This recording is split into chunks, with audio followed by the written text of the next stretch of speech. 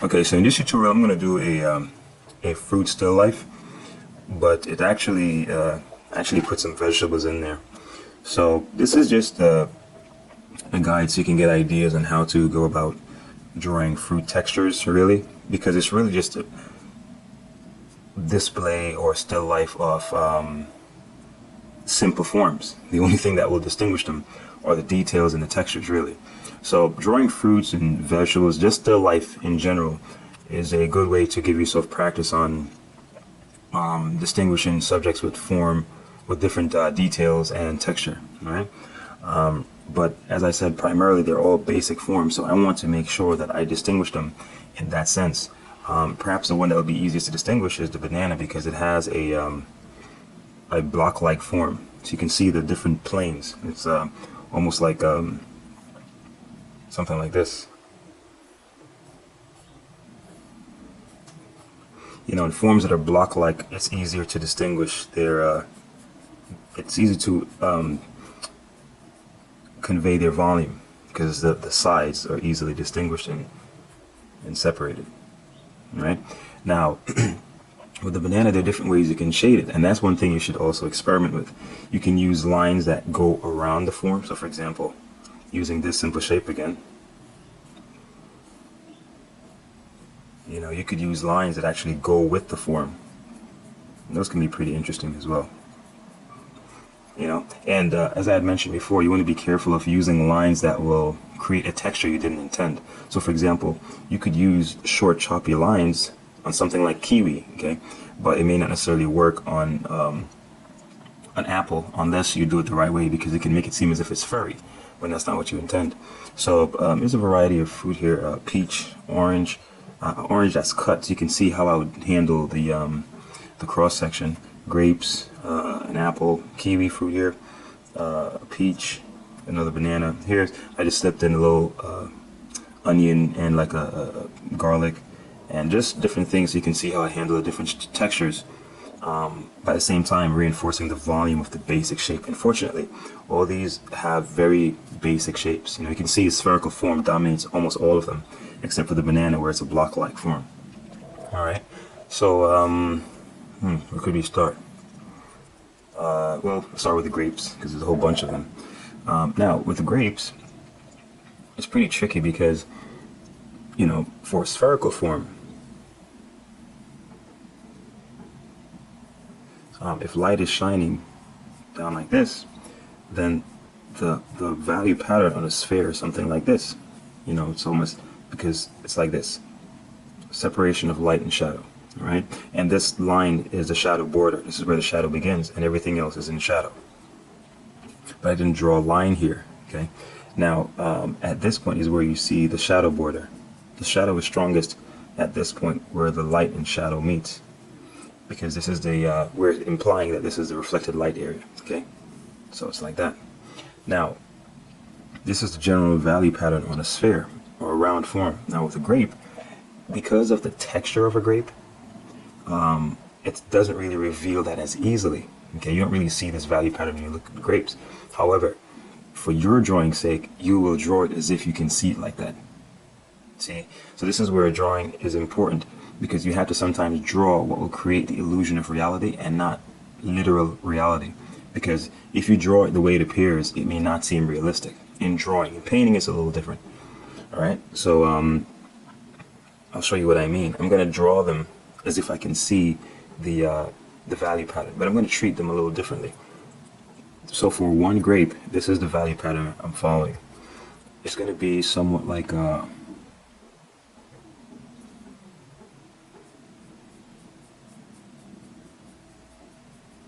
but there's going to be a little highlight up there, alright? And I'm not going to over render. I'm just going to try to keep the lines very simple. See? And that will be pretty much it. Okay, so basically there'll be one layer of lines like this, and there'll be another layer like that. This is kind of like a shadow going on. And you can put little specks in there just to give some little texture, right? So of course, with the overlapping of grapes and so on, there's going to be cast shadows and deep shadows and so on. So I'm just going to go in and start the outline.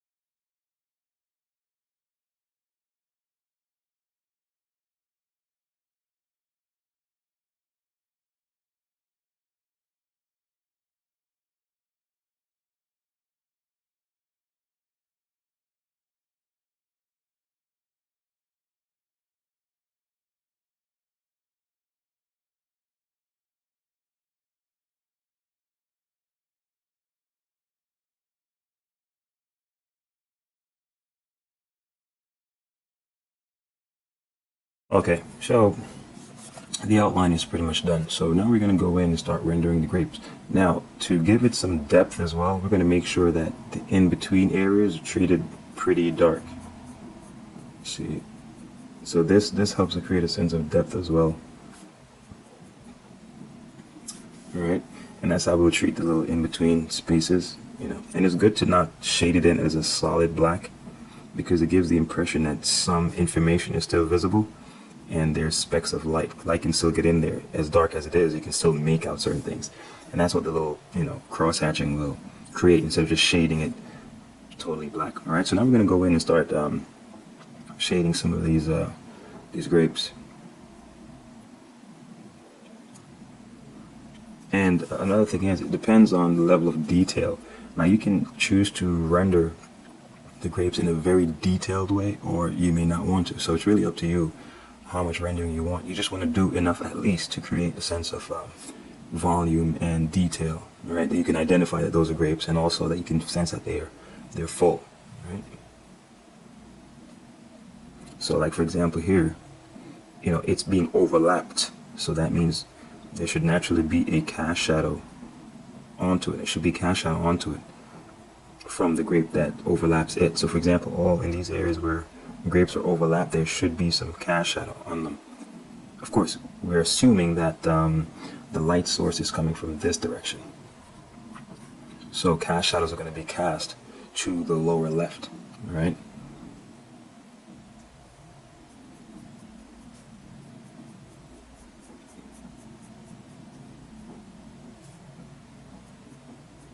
And the ones that are behind are going to be mostly in shadow and receiving cast shadows from the ones that are more in front. Like this is more in front, and so on. Alright, so I'm just going to go in and start rendering the grapes.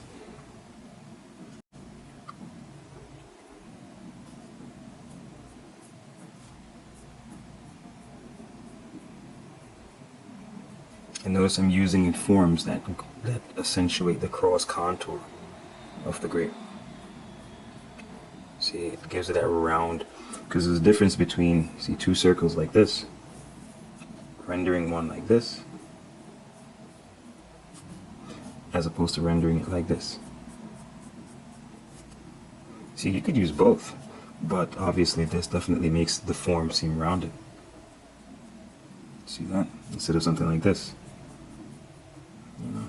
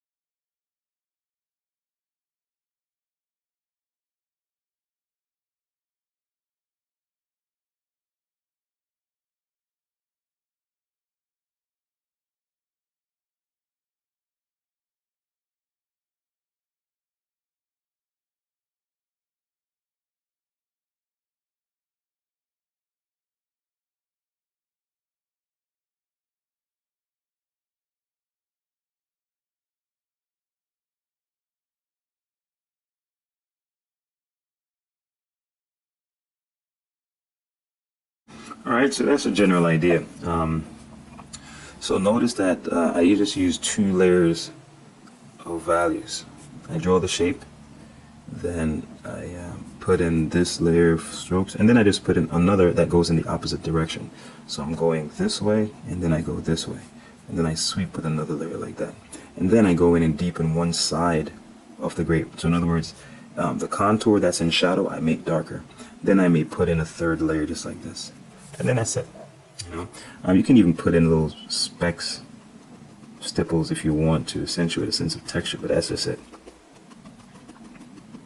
You know, and that's it. So let's move to the, what about the orange? Let's do the orange. So, like I said, I did one that's open and one that's cut. So this one gives you a sense of the cross-section, how the inside's looking, how I would deal with it. Now, see, the edge of the orange has a thick border. See? And you can choose to deal with it in different ways. I'm just going to use like those little short strokes at the edge and then enclose it. So that will represent the thickness of the skin. Then enclose it. Alright, that's pretty much it. Now as far as how we'll treat the flesh or the pulp, see these little separations I'm going to leave white, and whatever lines and so on is going to be inside. Now you can't, you know, use 2 regular types of marks, so I'm just going to use some random lines. And you can experiment with different ways of doing this. You know, I don't think there's any right way of doing this. Just try out different things. Like you could use stipples. You know, that will create a certain effect. I'm just using little random lines like so. You know, because it does look, when you look at it, it looks, you know, random. But at the same time, it's consistent. So that's the thing you want to do. You want to make sure that whatever decision you make, whatever stroke you're going to use, you be consistent.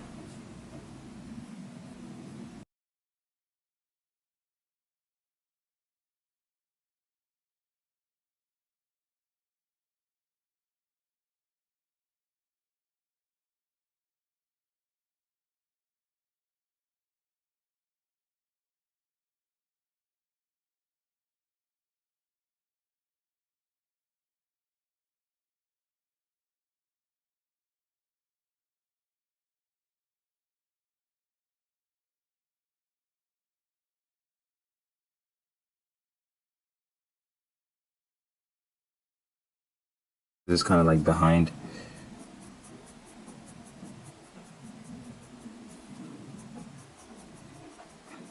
Alright, so I'm kind of anxious to do this cut peach, so we could work on that. Alright, so this is essentially, I'm just seeing this as a spherical form that has a cross-section cut open. Alright, and the seeds, I'm just going to use just some little small circles to create the texture. So it has little, if you look at it, if you observe it, it will see that it has a pattern. There's some little, you know, circular forms, but they seem to follow a pattern.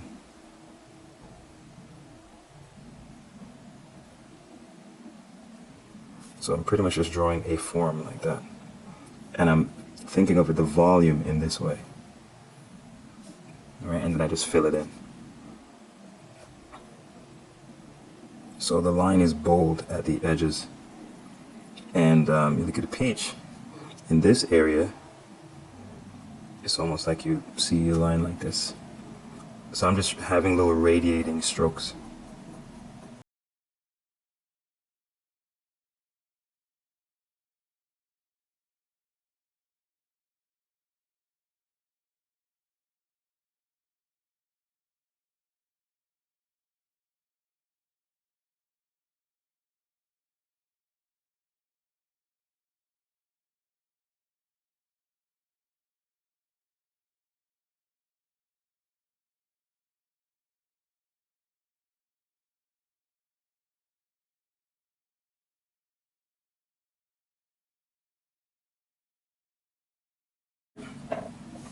Now for the, let's do the orange, because the orange texture is a little tricky, right? So basically this is a spherical form. It's like an odd looking spherical form. And you can see this, we're going to make the shadow border somewhere here, right? So this is in light, this is in shadow. When you're drawing forms that have a strong texture, the texture is strongest where the light and shadow meet.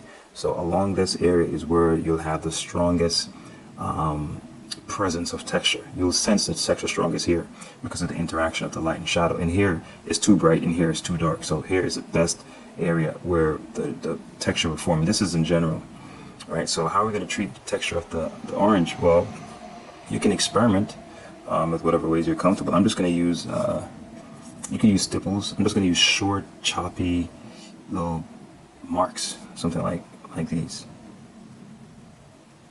Because, you know, an orange has a kind of bumpy shape, but you can't draw the bumps because they're really too small to draw. So you just have to suggest them by doing little things like this.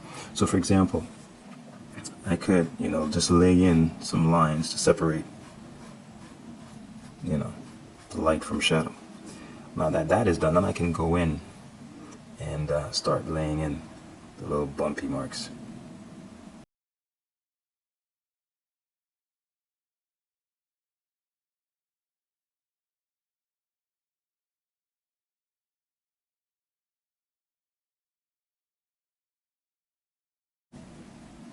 So as it goes in the light area, they get more spaced out and shorter. Now they become stipples. And of course I'm going to treat the contour, make it a little bumpy to accentuate the texture on the inside. Make sure it's really, you know, not smooth, just kind of irregular.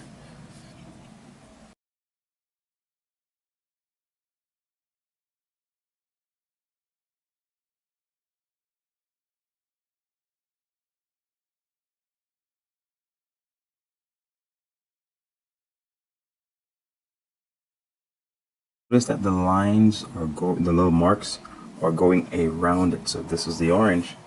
You know, the lines I'm making are going accentuating the volume. Should draw it up here.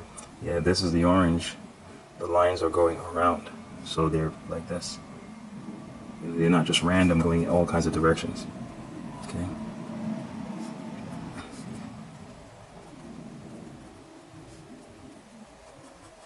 See, I can continue doing this all the way around, but just for time's sake, I'm just gonna use crosshatch lines to deepen the shadow areas.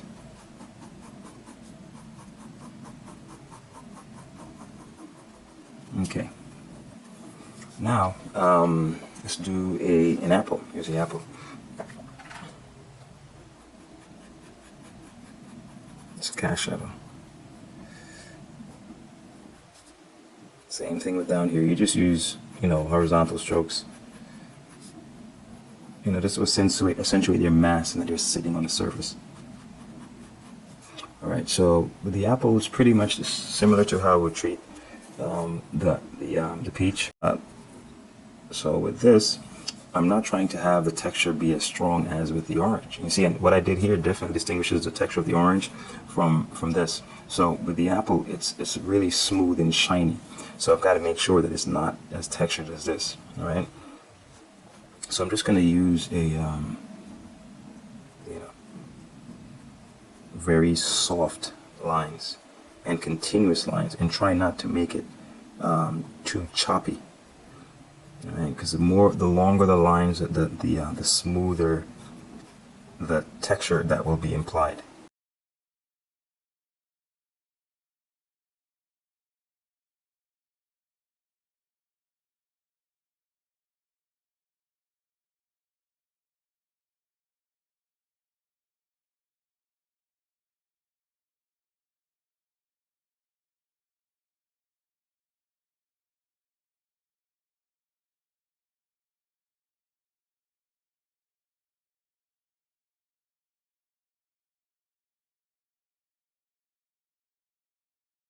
All right, here's your apple. So let's do the little kiwi fruit. Kiwi is a little funny fruit because it has a little texture, but overall it's more like a cylindrical form, something like this.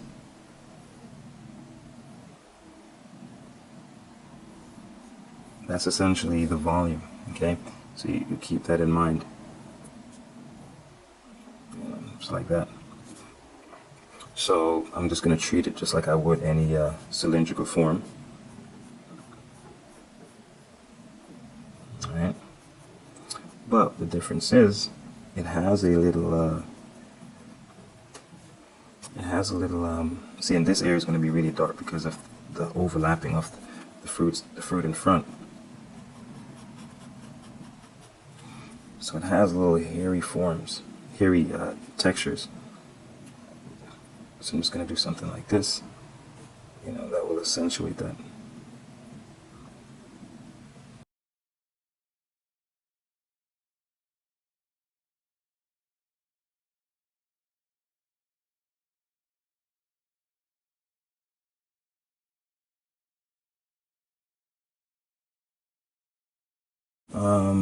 What else? Okay, let's do the onion. So you can see how an onion is pretty cool because the lines, the cross contour lines of the fruit, literally of the vegetable actually helps the volume when you're drawing. So it outlines its own cross contour for you, and that is a big help because it makes it more realistic.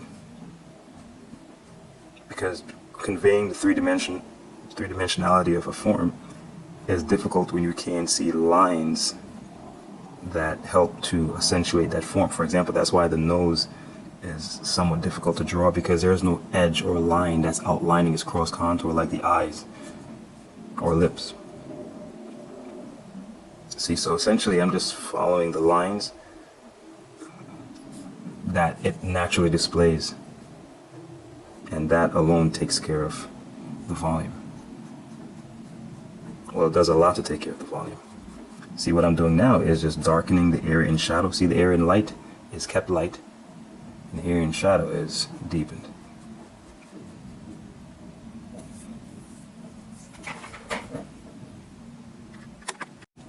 All right, so since we're already, kind of taking enough time, I'm just going to finish up the banana. Now, the thing is with the banana, which is pretty cool, is that it is a block-like form. All right, so it's something like that. So you can think of these as different sides, like the top, the side, and the bottom. And this kind of helps to reinforce a sense of volume, and by distinguishing them. Now, in terms of the type of strokes you want to use, it's really up to you. You can use, you know, strokes that go along the length of it, or go across, or even cross hatch. It's really up to you. But with this one, I'm just going to use lines that, well, I'll just do some that goes along the length, and here I'll do some that goes across. So you can get a sense of the different feeling you get with each.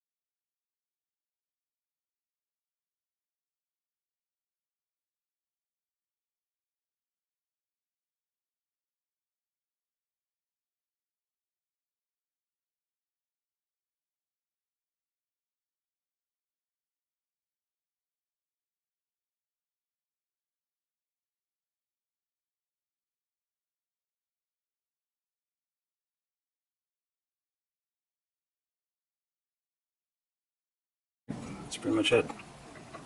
Now for, let's see, I'm just gonna, only thing left, I have this appear here, but I'll just leave that. I'm gonna do this, this pepper here, a bell pepper. So basically, see, these are just pegs, right? Or I look at them as just forms like so.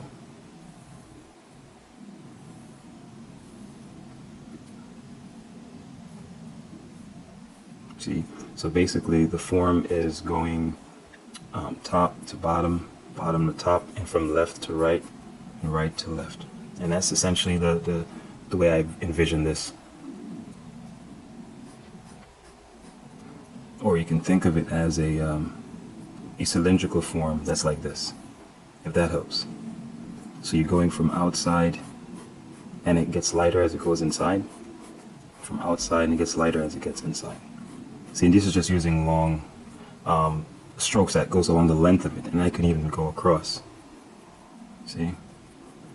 So that's what I'm doing here.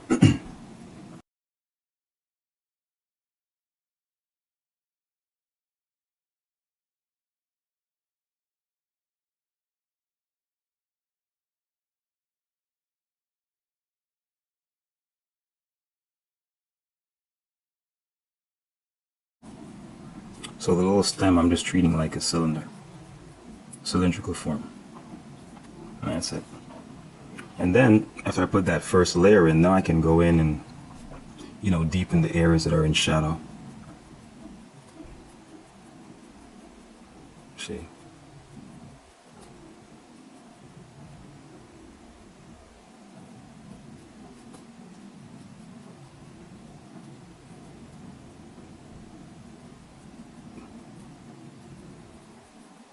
So see the ones that are in the background?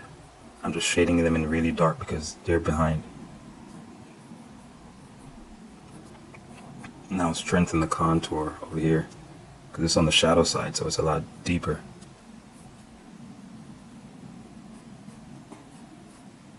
And that's pretty much it. You know, and again, I would treat this the same way I treated this. I would not have as much texture as I did with the orange. So you see they each have different texture. The peach does, the kiwi does, the apple does, you know, the onion, the orange, you can, and the grapes, you can all sense, you know, they have a different personality based on the types of strokes that I use.